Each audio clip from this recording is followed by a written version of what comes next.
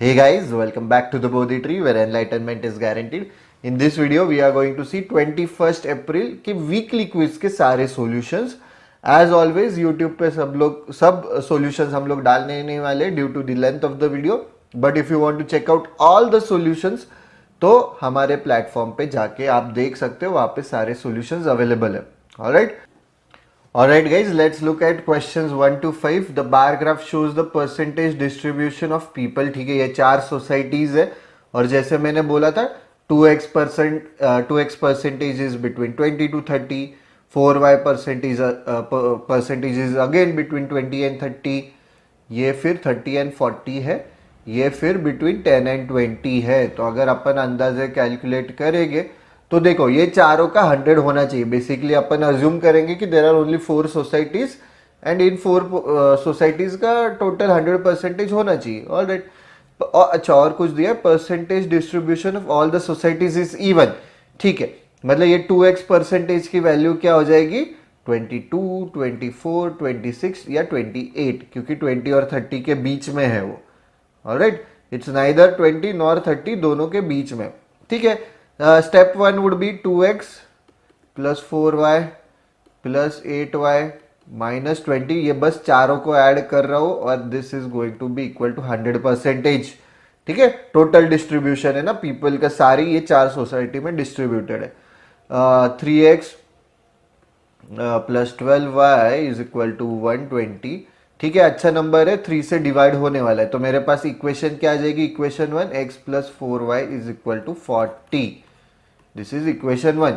ठीक है, through out 3 से मैंने डिवाइड किया है. ऑलराइट, तो अभी क्या है, अभी सारे सॉल्यूशंस मिल जाएंगे हमें. How are we going to find out the values, by trial and error. ठीक है, तो x की अभी यहाँ पे देखो. ठीक है, 2x की वैल्यू क्या है, it's going to be 22, 24, 26, 28. x की वैल्यू क्या है, 11, 12, 13, 14. डाल के देखो, इसमें डाल के देखो.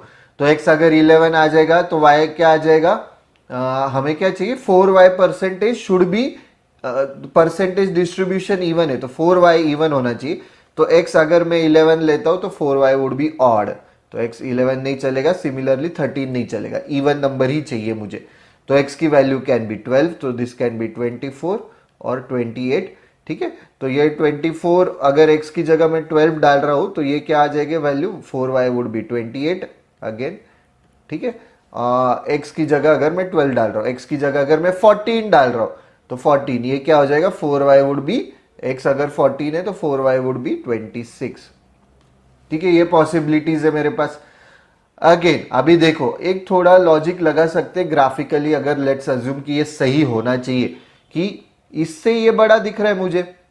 ठीक है, तो 2x कांट बी 28, क्योंकि अगर 2x 28 होगा तो 4y वुड बी 26, तो ये नीचे आना चाहिए था, तो ये ऊपर है. तो मेरा आंसर आना चाहिए, 2x की वैल्यू आ गई 24, इसकी आ गई वैल्यू 28. ठीक है, तो x की वैल्यू आ गई मेरे पास 12, x इज इक्वल टू 12. ठीक है, y is equal to 7, y is equal to 7. तो ये होगा 7 8 56 माइनस 20, 36. x की वैल्यू 12. अभी ये टोटल हो रहा है क्या, 100 हो रहा है क्या, 40 प्लस 60, 100. यस, हो गया सॉल्व गाइस. तो इजी क्वेश्चन था, मतलब थोड़ा सा माइन्यूट अजम्पशन है कि ये 100% होना चाहिए, पर 4 ही ग्राफ दिए, कुछ भी नहीं दिया, और कैसे कैलकुलेट कर सकते. ठीक है, वैल्यूज भी देखो बराबर से मैच हो रही बीच बीच में, तो वो 100 होना चाहिए. ये मेरा पहला अजम्पशन था.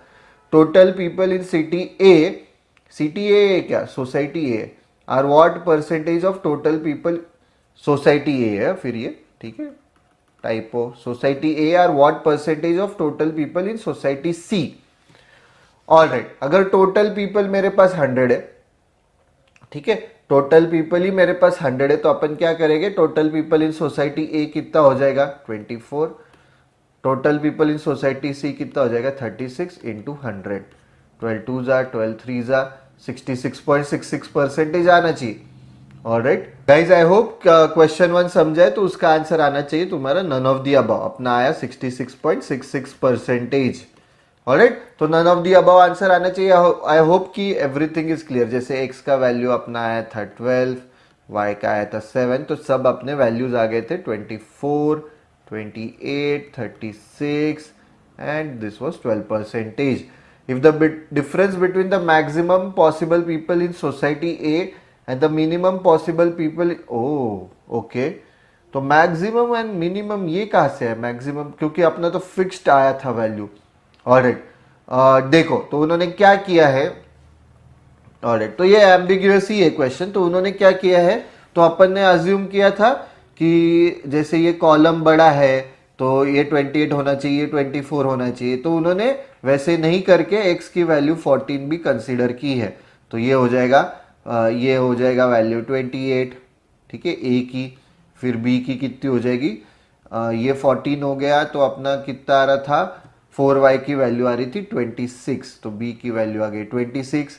8y की वैल्यू आ गई 52, 52 माइनस 20 इज 32, ये c की वैल्यू आ गई, एंड x की वैल्यू अपनी 14 है, तो ये बराबर। ऑलराइट, उन्होंने ऐसे किया है, ठीक है। तो if the difference between the maximum possible in society A, अभी ए का मैक्सिमम, ये मैक्स वैल्यूज है, ये मीन वैल्यूज है। मीन क्या था 24, 28, ए की बात कर रही है अभी, ए का मीन और मैक्स देखो, क्योंकि इस केस में ये मैक्स हो जाएगा बी के लिए, तो ये 28, मतलब दोनों पॉसिबल वैल्यूज लेके देखते हैं अपन, ठीक है। Alright, if the difference between the maximum, तो इसका guys none of the above नहीं आएगा, तो अपना पॉसिबल क्या है, 2/3 इंटू 100, वो तो अपन ने देखा। दूसरा पॉसिबल क्या है, society A, society A is what percentage of society 6, society C, तो ये अपन ने देखा 12 2 जा 12 3 जा, ये 28/32 भी पॉसिबल है। 4 7 जा 4 8 जा 7/8, 1/8 is 12.5%, 7/8 is 87.5%। Guys, percentage to fraction, fraction to percentage learn कर लो। Alright, I hope this first question समझ में। सेकेंड क्वेश्चन से मुझे समझा कि अपनी गलती क्या हुई है, नहीं तो मैं ये none of the above mark करता था, ठीक है, which would not have been wrong. But अभी उन्होंने वेरिएबल्स दिए हैं ना, तो वेरिएबल्स लेके कंसिडर करेंगे, कॉलम लेके नहीं कंसिडर करेंगे। हालांकि अपन ने कॉलम में ये कंसिडर कर लिया कि 20 और 30 के बीच में है, ठीक है, we have considered that, but we are not considering कि column B is above column है, ठीक है। It's okay, like adapt according to the question, ठीक है।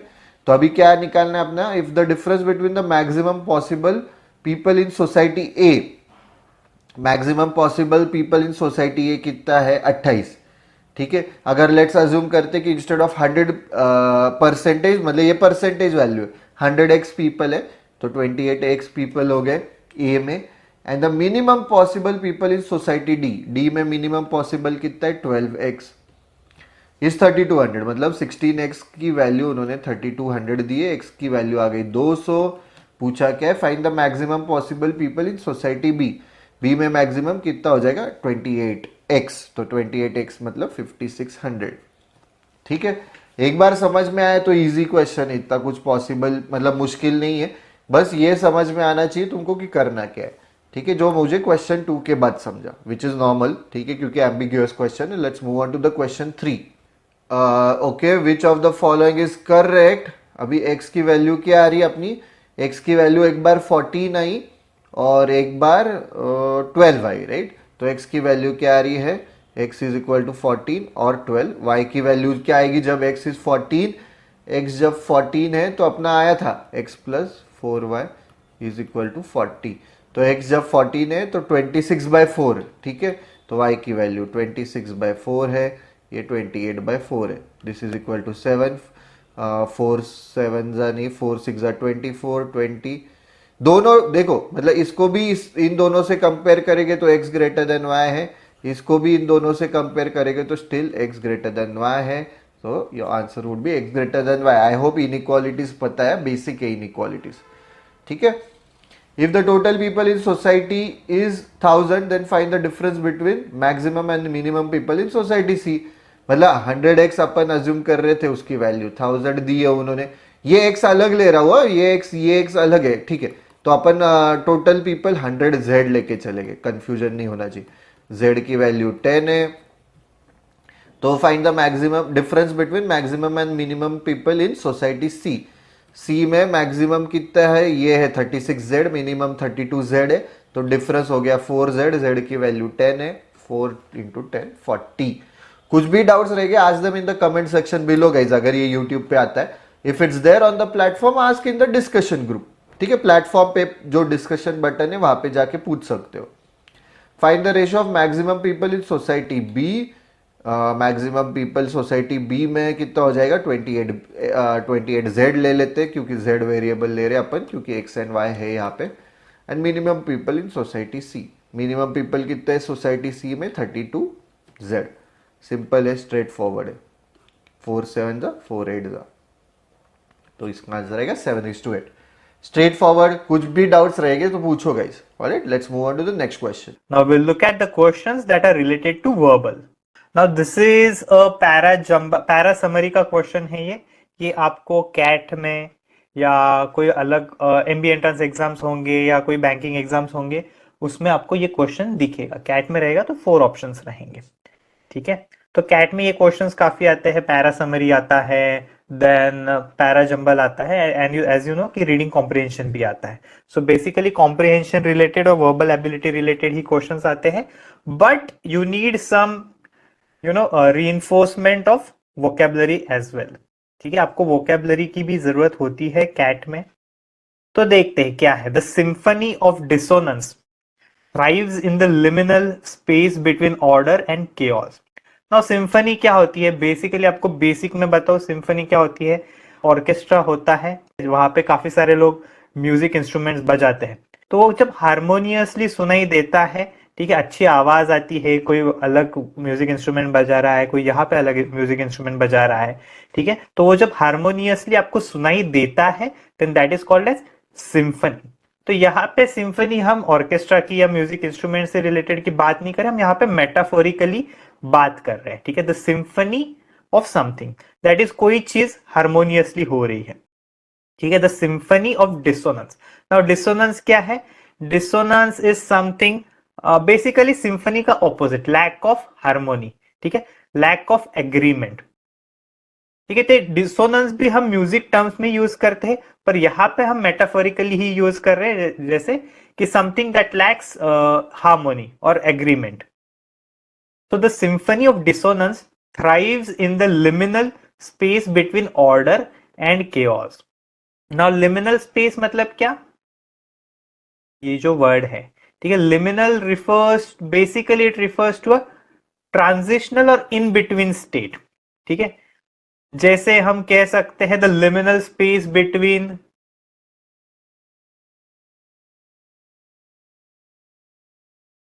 चाइल्डहुड एंड एडल्टहुड, ठीक है।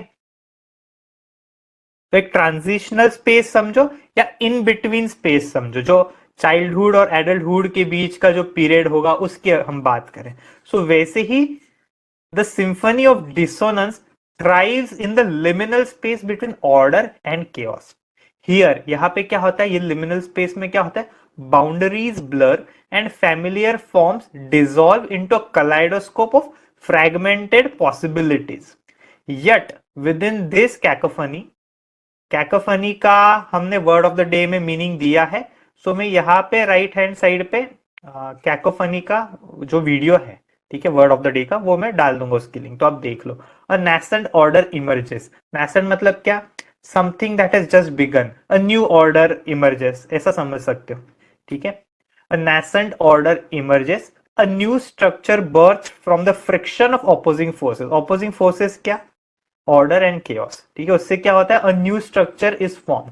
This dance between disintegration and reconstruction. Disintegration क्या मतलब? केओस की बात कर रहे हैं, रिकंस्ट्रक्शन मतलब क्या?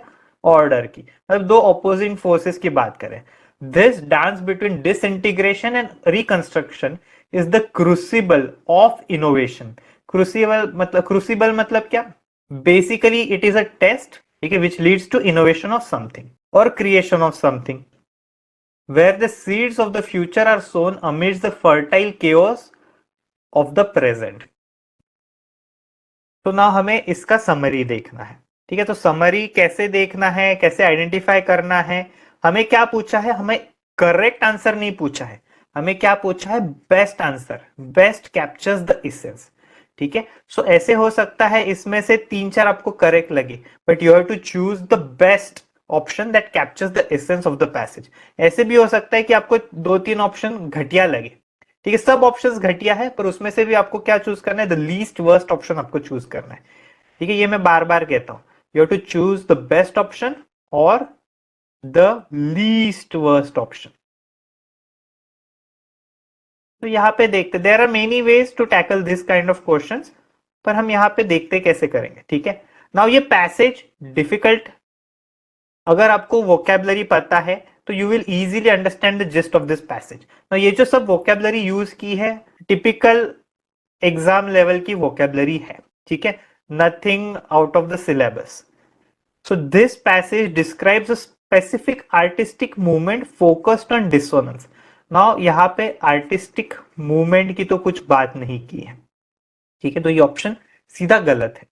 The passage promotes a chaotic approach to life, rejecting established structures. Now किस chaotic approach की बात की है? ठीक है, कुछ chaotic approach की बात नहीं की है इसमें। ठीक है, हमने chaos के बारे में बात की है, डिसोल्यूशन ऑफ फैमिलियर फॉर्म्स की बात की है, और यहाँ पे हम किसी चीज को प्रोमोट नहीं कर रहे। यहाँ पे बेसिकली हम बता रहे हैं कि their emergence of new structures, ठीक है, from the interplay of chaos and order. So ये भी आंसर नहीं है। This passage advocates for finding beauty in imperfection and fragmentation. So I would say the passage does describe a space between, where boundaries blur, जैसे liminal space की बात की, ठीक है, and familiar forms dissolve, but it's not solely focused on finding beauty in imperfection and fragmentation. It's more about recognizing the potential for innovation within the chaos. ठीक है, तो ऐसे कहीं पे भी हमें बताया गया नहीं है कि find beauty in imperfection and fragmentation. This passage argues that innovation arises from the interplay of order and disorder. ना ये तो directly mention है, ठीक है, हम इसको shortlist कर सकते हैं। क्यों, कहां पे mention है? ठीक है, so ये जो last line है, this dance between disintegration and reconstruction, मतलब order and chaos की बात कर रहे हैं हम, is the crucible of innovation, where the seeds of the future are sown amidst the fertile chaos of the present. So this passage argues that innovation arises from the interplay of order and disorder. This can be the answer. ठीक है, यहाँ पे हमें elimination करना है। तो ऐसा नहीं कि आपको सही आंसर मिल गया तो मार्क इट एज करेक्ट, नहीं। Some answers can be more correct than other options. ठीक है, so this passage criticises the limitations of established systems and promotes rebellion. No, promotes rebellion की बात आई तो मैं तुरंत एलिमिनेट कर दूंगा, क्योंकि यहाँ पे हमने रिबेलियन के बारे में कुछ बोला ही नहीं है, तो बाकी का पढ़ूंगा भी नहीं। ठीक है, so D is the correct answer over here.